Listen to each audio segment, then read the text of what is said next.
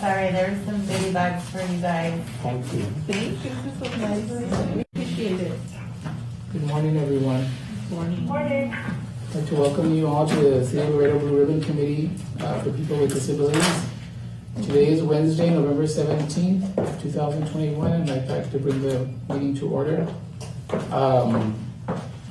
First thing that I need you all to do is to please review and approve minutes of last month's meeting, which was October 20th, 2021. And you should have those immediately to the right portion of the folder that was given to you, that was provided.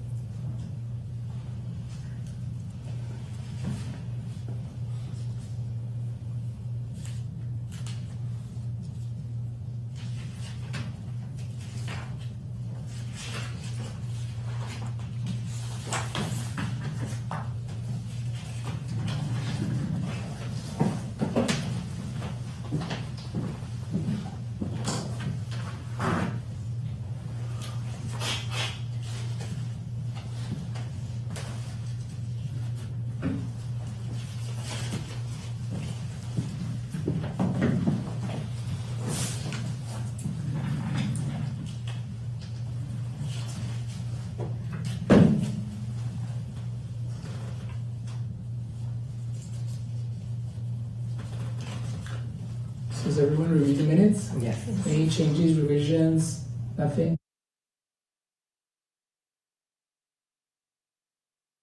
They are? I motion to approve the minutes. I second. Okay, thank you. And the minutes are approved as they are presented to me. Public comments? No public comments. Public comments? Okay.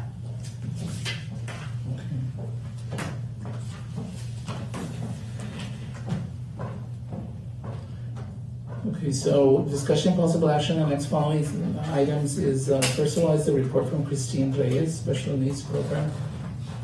Good morning. Good morning. I try my best not to take so long. No, I try my best. As long as you wish. If there's any questions, please stop me. Our program attended a 2-day training for positive behavior management and support workshops that was offered by the Texas Health and Human Services Commission. Resources were provided to our program to share with clients and help link them with educational services for positive behavior management and support for at home and during the school year. We're happy to add this resource and educational services, so in case clients during the year are having any questions or concerns with their child at home, and particularly with behavior, we're able to recommend and refer them to these services that the state has. The program attended a meeting for Social Security benefits for children and young adults with disabilities. The Social Security Administrator, Andy Hardwick, was our presenter. The presentation was very informative and useful on Social Security benefits for children and adults with young adults with disabilities.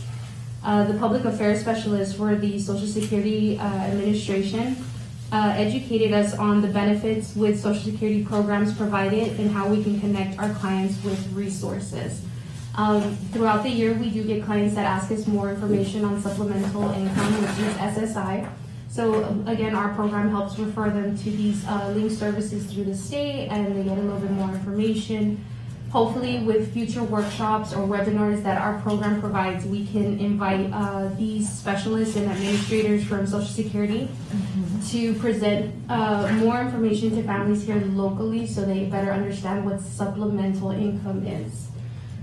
Our program enrolled 48 new clients at a Fasken Recreation Halloween event. The 48 new clients attended the event to pick up sensory-friendly pumpkin buckets. They included, yes, they're so cute. They included sensory training material that was a Halloween theme. Our attendance also at the event, what I was offering were flyers and information tips on a sensory-friendly Halloween tips. So that we can make it a more inclusive environment for families. And we did have a lot of families attend the event. It was so nice to see them in person. The kids, as soon as they got the buckets, it was really exciting to see them already play with items and participate with items. Again, the event itself had a live movie that was presented to the families, and they had booths that provided different resources and services. So it was a real nice event to connect with our clients outside of the health department, and then also, again, create that inclusive environment for them to participate in this type of recreational activity. Our program attended the Texas A&M International University Disability Awareness event. We were able to enroll 31 new clients and provided each client with a motivational tote bag that included a stress ball, motivational folders, notepads, USBs, handwriting tools, fidget gadgets, and a recreational therapy activity, which is journaling.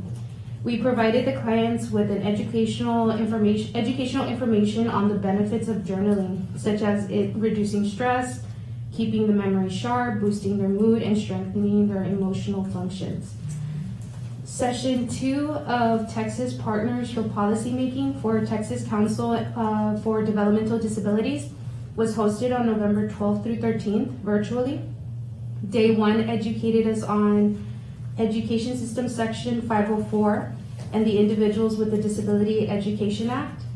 Day 2 educated us on the higher education with advocacy opportunities, and a presentation by Texas Workforce Commission Vocational Rehabilitation Neurodevelopmental Program Specialist Ms. Jennifer Hines was present to give us a full presentation on how TWC connects with residents with developmental disabilities. The TCDD sessions have been very impactful, and I really look forward to the next sessions. I believe the next sessions will possibly be in Austin. We're still working virtually, but every session that we've had so far has been very insightful and impactful of learning about 504 education and then transition into adulthood for individuals with disabilities. For the month of November, our program has created educational flyers and videos for the following, which are National Diabetes Month, specifically on type 1 diabetes in children and young adults, education on signs, symptoms, and management for the caregiver, caregiver burnout education. Our goal is to offer these 4-part series videos this month and the next for the holiday season, because we know it gets a little bit stressful during the holidays and juggling a lot of things, especially when it comes to doctor's appointments, medications.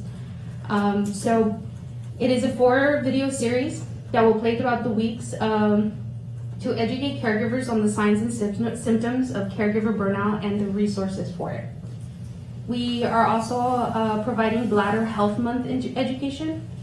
The educational information and resource for families that may have a child or young adult with a condition, for example, with a neurogenetic bladder disorder. Majority of these neurogenetic bladder disorders come from children with spinal bifida, with birth defects, or might have diabetes. So we just want to put that out there for the month of awareness and making sure that families are reminded that, you know, bladder health is very important, especially when they have these conditions. Our program is providing 30 new clients this month and their caregivers with promotional backpacks. The backpacks will have caregiver health promotional items and emergency preparedness information. This is, of course, to promote the month of Family Caregivers Awareness Month. For the child and the young adult of our program, we're including items that have recreational therapy, sensory training material, and educational resources. The goal for this drive-through was to, of course, help recognize and thank the caregivers. The backpack itself has a sweet little message on it. More than words can say you are appreciated every way. And we wanted to make sure that within this project, we put more information on burnout, as well as resources that can help them on respite care. And then also some recreational therapy for the child during the break, so that, you know, we know that they're out of school, they have activities to do at home. So that event, which is a drive-through event, we have 30 families that were registered. After the Family Caregiver Drive-Through Program, we'll have enrolled and assisted a total of 217 new clients, putting our program at 255% of clients served. And that's my report. Thank you. Pretty good job, Christine. Obviously, you've been busy. Yes. So let me ask you about the Social Security benefits specialist. Okay, is that for individuals who have a newly appearing disability, or is that for somebody who obviously As an may have been existing. affected since birth? It could be both. The SSI, of course, there's an application process, Yeah. and it's a determination from their office to see how much supplemental income we qualify for if you have a child or young adult, or even if you're an adult to a senior citizen. I think the goal with SSI in these webinars is to reiterate that it's supplemental, because a lot of families do sometimes it's based off income. So if your income does change, it could also change in what is supplemented to you throughout the months. And some families are not familiar with that. Some families think it's going to be one payment throughout every month, and that's how it's going to be all year. But technically, it's just like Medicaid. You have to provide the information on a quarterly basis or on a monthly basis, so that SSI can know if there's an income rise or decrease, so that they could supplement you with that income that is benefited for the month. It's a difficult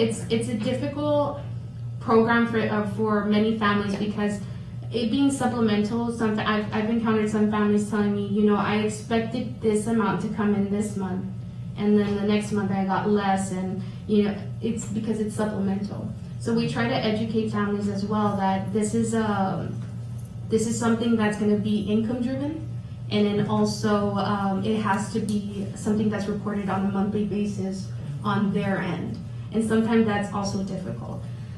For example, this last month I had a parent lose health insurance for their child, CHIP, because they weren't reporting what they needed to as what the state asked them to do on a quarterly basis. So we have to reapply for her to get the child insurance again, and that's how SSI is as well. They assign a case manager, and then they have to provide that income information. So I have a question for Jackie. Yes.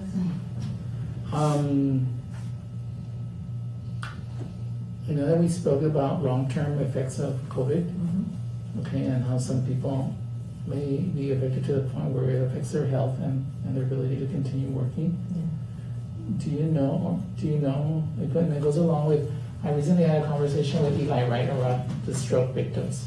And I asked him, I said, so when people have a stroke, do they have eligibility rights towards Social Security benefits or not?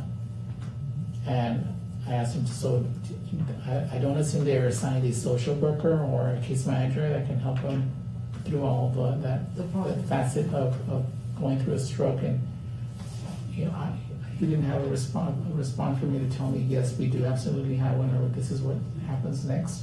Mm-hmm. And so I was just curious, okay, because many of the stroke victims in Laredo probably end up going through your organization for rehab. Yes. And so I was just curious. Yes, the social worker at the center, which we're hiring right now, we're actually right now having a case manager handle those cases.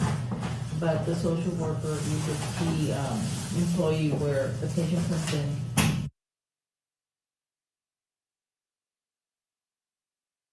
Their income, their home, the way it has to be adapted, their special, tools that have to be adapted, so if they have a wheelchair now, if there's, bathroom and all those things. So once the patient comes in, what we do is we could basically staff all your patients, all the professionals are there, the doctor, the social worker. And so we say, I noticed this, or I noticed that, so let's refer this patient to this thing or this place. They need assistance in filling out an application, so the social worker will help. They need to find out about food stamps, they need to any resources that can help them so they can focus best on getting well for their therapy. So yes, it is very important that we have a social worker on staff to refer them and help them, assist them with the programs that are available. Because most people are not aware because they've never had the need.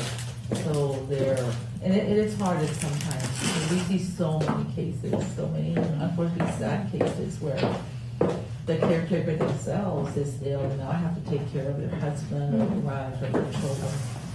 And so we try to, connect them with the people that we have that network with to find them that where do I go? They sometimes don't even have a clue. So yes, it is important. And not all of them qualify for Medicaid, or they have insurance, or they've exhausted their benefit. And sometimes, they're left on their own. And again, we see people coming in from Bethany House, from Casa Misericordia. We see a lot of them come in, and so we help them. Thank God the center is there, because physical therapy now more than ever, and occupational therapy and speech is vital to these recovering COVID patients. I'm reaching out to City Council, to the mayor, to everyone to help us, because I was just telling Jaime how it's hard to get these doctors of physical therapy, occupational therapy to be there. We have two excellent therapists. Right now we're being challenged because one of the DPTs unfortunately had a family member who was in an accident, is critically ill, so she only can work 2 days, and she's working with her brother to take care of their sister. So it's hard to find someone to come in so we can keep up with the evaluations, continue doing re-evaluations, and provide the therapy. But we're managing because, some of the therapists do come out and help the center because they know the great work that it does. So we're rotating some of them, but yes. I know that there's an enormous scarcity of physical therapists. And so everybody's fighting for them. And I think what makes the hardest part, and you can correct me if I'm wrong, when you have a physical therapist, you have a lot of physical therapist assistants, but the state has strict regulations as to how many people they can monitor or they can oversee. So agencies like hers, you have all these PA assistants, but you don't, or PT assistants, but you don't have people who have the 4-year degrees, so then it becomes more difficult to bring people in. But the services that are provided, I can speak from experience. My husband went through a stroke, and you realize that when you're, and I'm speaking from a family member, you think you're going to make a decision, but honestly, it's the family who's making the decision, and it's not just you, it's the father who is in his 80s who wants to have the best for his son, but doesn't want to tell his daughter-in-law what to do. And I'm thinking, what do I think about him? Because he's a dad, I'm a parent. So all these things go into place. And then there's the aspects of when you're working with someone with a stroke, or even with someone who goes through COVID, the non-visible effects of either one of those things, the executive functioning issues, the brain fog, all the things that come together. So, yeah, those services are extremely important. And so my heart goes out to you guys because I know that it's difficult. I mean, I know the schools struggle with that also because the state agencies have regulation over how many people you can supervise, who can go where, who can't. There's so many strict, and I think that's an area that needs to be legislated because in an time where there's such a high demand, the red tape keeps people from being able to do what they should do to service the community. My 2 cents worth. That is correct. It's a very challenging time right now. There's many dynamics that play into it, and that's come I asked you about that because I know that I had a friend who suffered a stroke, okay, and he had the means to hire people to take care of him, but he was the exception.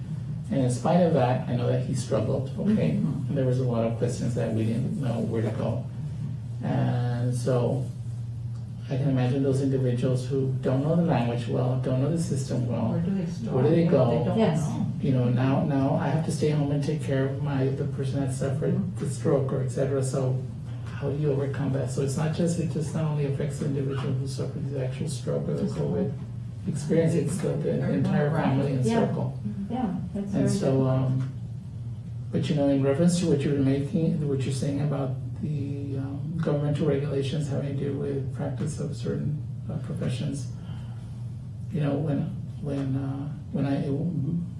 I used to hire psychiatrists and I couldn't find them, there was only 1 or 2 in Laredo. That was it. Everybody else was a local tenant that we would hire just for 2-3 weeks, and they'd come in, they'd leave, and they'd come in, they'd leave. You know, one of the things that we realized that legislatively, what happens in the state of Texas is that unlike other states, there's what they call reciprocity, which means that you have a license in California and it's good in several or 4 or 5 other states. In Texas, you want to practice here, you have to have a Texas license. And so consequently, there's many physicians who would love to come to Texas, but they tell you, I've been practicing medicine for 25 years. I am not about to take another test at my age, okay? So I'm not gonna do it. And it's primarily having to do with Texas law, having to do with specifics. And so they, you know, unfortunately, sometimes legislatively, the state of Texas is its own primary enemy to fulfilling those vacancies, and there's no those medical needs and physical therapist needs and stuff. Because the same thing, the reciprocity is the same thing for a lot of professions. If they don't approve it for physicians, they don't approve it for anybody else. Exactly. And so, or it's required that you have a I Texas. think that's where advocacy comes in, and you awake a sleeping giant basically, because honestly, and that's the truth, and that's just the way I feel, unless someone has someone in their family who has gone through that legislatively, usually things get stagnant because they sit, and unless it's awoken because it hit home, and I tell people, I said, I'm a victim of that because I've been working with people with disabilities, but I've never had to work with a stroke victim.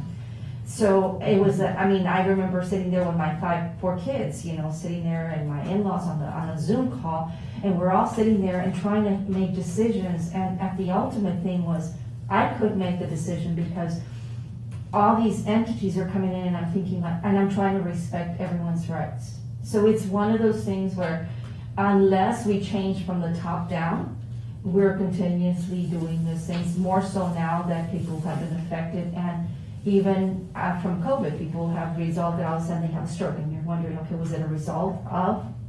And so those things, I think, need to be addressed and need to be filibustered if need to be, you know, so that, you know, there's a change and people are taking Well, it. can I sign you up? I would love to, yeah. Texas legislature. Yeah, serious. Part of our enrollment, especially with the clients, I did mention we have 217, and those 217, I've talked to them one-on-one on phone calls. And during our phone call appointment, I've gathered some information that they might need within resources. And one of the major resources when it comes to transition into adulthood is a power of attorney. Learning that, we're applying it to a future webinar for a transition fair to have someone, a professional, come in and give more information, because Again, it's very new to some parents with young adults with developmental disabilities that cannot, or might not be able to make their own decisions, especially when it comes to the SSI income transferring over. So parents or guardians or caregivers have to become a little bit more involved and have that legal status. Yeah. So that's what our program also does in the transition phases. We provide that education as well as linking them to resources to get that service. Right, Yes. and now, in that aspect, it's time sensitive. So if you don't do it by a certain age, Yeah. it becomes extremely difficult to get that power of There should be attorney. so much awareness about what Yes. happens when you have a family member like that. Like I was just telling you, our doctor of physical therapy had this happen to her sister, and she comes to us and said, "What do I do? How?" She didn't know, her sister can't make decisions right now. She says, "What do I do? Is she gonna be able to use her insurance for this? Can I transfer her over here? And then her insurance doesn't cover over here." Those things, and so we kind of informed her about all the things that they were trying and helping her. And even this morning, our driver went to pick up a new patient. So he's there, outside of the van, and the lady said, "Well, come on in." So we're not allowed, we don't allow them to go into the home, right? We just provide the transportation. She says, "No, but I can't pick up my husband and transfer him to the chair. Who's gonna help me do that?" So we don't, our policies does not allow for them to go in there. So she's like, when she started crying, and the driver called and said, "What do I do?" I said, "Well, we had our case manager talk to her and say, we were not gonna be able to pick him up this time, but we're gonna make an appointment so we can go in there, talk to you about, what you can do." So the ambulance will have to go pick them up. They come in actually in an ambulance because, Medicaid for some reasons doesn't provide a transportation depending on what they choose. So we have patients coming in gurneys and then putting them into so they can get the physical therapy. So yes, we do, our social worker is a very important employee there at the center and has a lot of work. Yeah, it gets pretty, very, very technical because when you have someone, I'll give you an example. When my husband had a stroke, the doctor said he was perfectly capable to discharge himself from the hospital. And I'm thinking, he just had a stroke. He has been affected. He can't just discharge, but that's what happened. He said, "Can you stop by the hospital?" And next thing I know, he's being wheeled out, and I'm thinking, he had a stroke less than 48 hours ago. So those are things. What did he say? He says, "Can you stop by?" My husband asked me, "Can you stop by the hospital?" The doctors released him because, according to them, he had the capacity to be able to dismiss himself. That's where those education to entities also have to take place because it affects you. That also has to do with insurance. Insurance puts a lot of pressure on hospitals to discharge as soon as they're no longer threat to themselves or others, or they're capable of, they're well enough to at least be able to competently take care of themselves. They're released. One of the things about the power of attorney is that with individuals with disabilities is that many years ago they were good for 3 years or so, and the last time that I struggled with that was that they needed to be reissued or every year on a yearly basis, and they didn't go anywhere between $800 and $3,000. That's what an attorney will charge you. Needless to say, there are some attorneys that will do it for free. But there's very few of them, and but that's you have an issue with costs, and you have an issue with the redundancy of redoing it annually.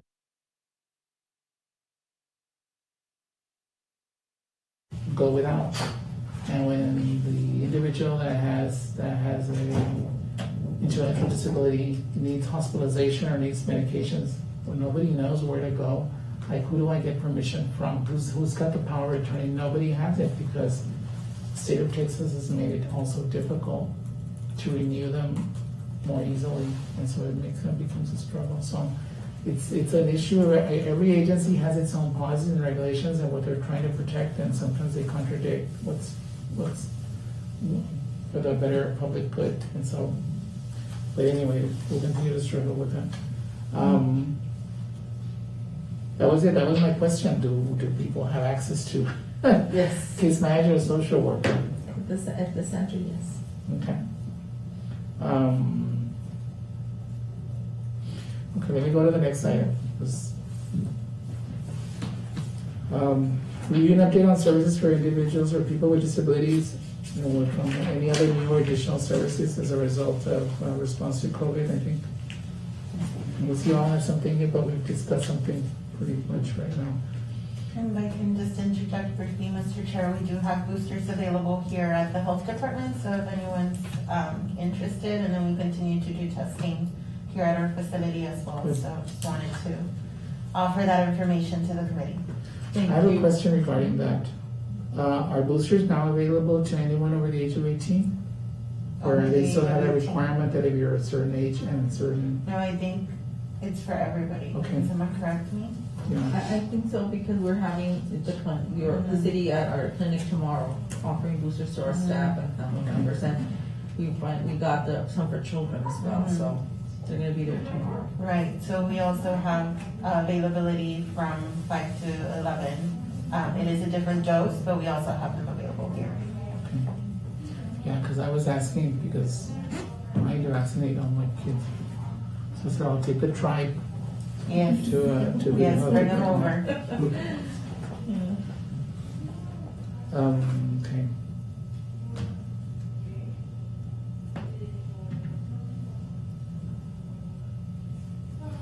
Have we received any further word or information as to the attendance via phone will be as valid as being present, or they've not made a decision on that? No clarification as of yet from city secretary, only the recommendation from our director, Dr. Chamberlain, that he does encourage the members to rotate, if need be, to not consistently be over the phone unless, extraneous circumstances such as illness or other concerns. Okay. So we're still good on that one until they make a final decision.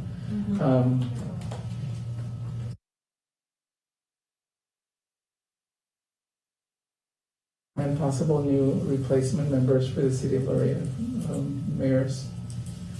That we could provide him replacement possibilities to the city of Laredo mayor for his consideration and approval. I know that the last time that we were here, we spoke about Tammy Yu and LCC having representatives. And I know that we spoke about Ms. Casares as well. I got it right this time. Okay. So, she's from LISD? Yes. So, Dr. Ruthinger, were you going to make contact, or who was going to make contact with her? I made contact, she said yes. I sent the copy to you and I sent it on, I think, to Paola and Erica as well. So she's good to go, we just have to follow through. Protocol. With, what's the name? Cáceres. Amy, right? That's correct. Okay. And then also Ms. Denise Luna reached out that Ms. San Miguel had talked to her, but she's from Tamiyu. So, What is your name? Denise Luna. She used to be with ER before. Denise. She. For those I did ask the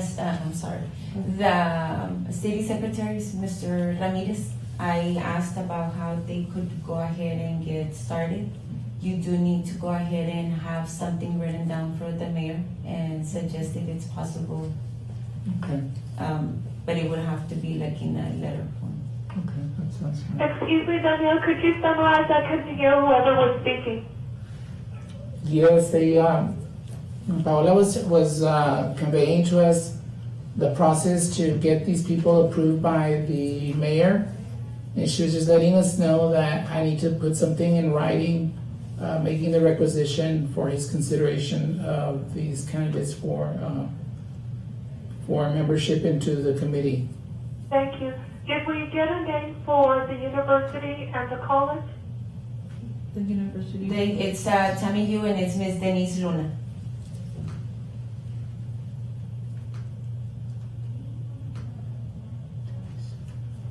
Were they contacted? I don't know where we are with them. Yes. Oh, I spoke to Miss Denise. Oh, you did? Yes, I spoke to Miss And she- Denise, and- but I was gonna get back to her to let her know the whole process. So I did speak to her, but it has to come from your end. I'm the Okay. chairperson. Okay, no, that's fine. Is that a letter presented, just sent to the mayor's office, or is that a letter sent to? It would have to be sent to his assistant. So what we can do is, we do have your template of the BRC letterhead.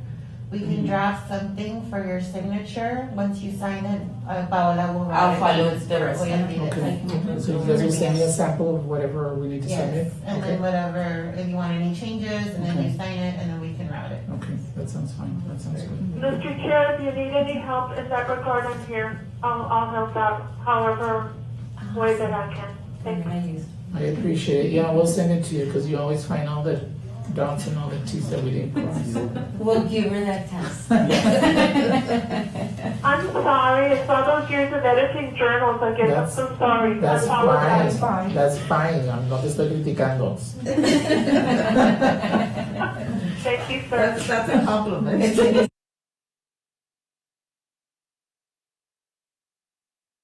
I do the same thing with my children's stuff, and they're like, oh, papi, please. But, you know, that's, you need to set them straight from the very beginning. Sure. Anyway, okay. So the last thing, that was the last item that we had regarding the replacements from, the submission and request to the city moderator or mayor and for approval. Mr. Chair, and since we're discussing editing and things of that nature, I know that we discussed it on the webpage. We have a couple of words that are misspelled, I saw that, and I think I sent that to you, right? yeah, you did. I'm trying to remember what the words were, but yes, I remember you sent it to me telling me that we had, Oh, is you it? had both seen it, and then when I looked at it, I was like, I don't know how we didn't catch it, but yes, it was there. So yes, if we can make the changes on the website, yes. Did you send those changes to Paola by any chance? I think You you know, did. the truth is I don't remember. I think I just sent it to you. I'll proofread again and send it to you. Is that all right? And I'll CC Ms. Paola? Yes, please, thank you. All right, I can do that. Thank you. Thank you, Jackie. Okay, we'll do that. We'll send it over to you. Or rather, you're gonna send it to us. And then Yes. we'll make the changes. Yeah, okay. Okay, I'm moving on to item 5, which are announcements. Are there any announcements that anybody would like to make? Okay. Now lastly, item 6 is adjournment. So if no one else has anything else to say, I move that we, rather I need somebody to move a motion that we go ahead and adjourn. I'll move to adjourn. Okay, and so we're going to conclude today's meeting, so thank you all for being here today. Happy Thanksgiving to everyone. Y'all stay safe. Thank you. Have a blessed Thanksgiving.